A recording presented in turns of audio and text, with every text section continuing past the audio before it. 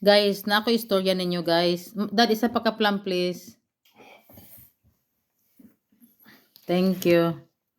Si naay plum ba unya na siya'y bangag, unya naay ulod. So, nagtanaw ko sa ulod ni anak ko.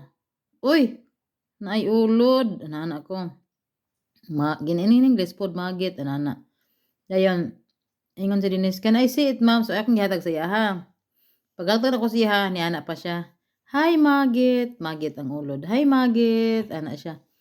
Siguro ba siya kakita kay ning tago man ang ulod sila ron. Ning gawas bitaw nagkalit ang ulod, ning gawas niya ning pintok-pintok ba ana. Gilabay niya ang gilabay ang kuan sa ako niya perting niya ang hilak na lisang siya. Nagtuban ako kung ma-enjoy siya kay iya man gipangayo sa kuha. So abi na ko kanang mag hay na maging kuan siya.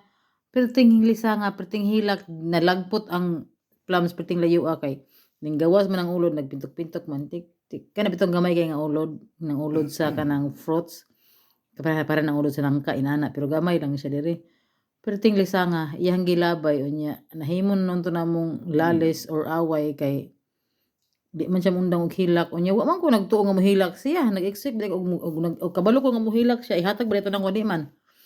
So, sukad ato, at least, ma-learn po ka ba nga, ano sa mga bata nga, abi na kog malipay na, nihilak man hinuon. Dugay ka ni undang og hilak. Nag-away na noon ning manoy. Pero na-okay ra. So, na-okay ra siya.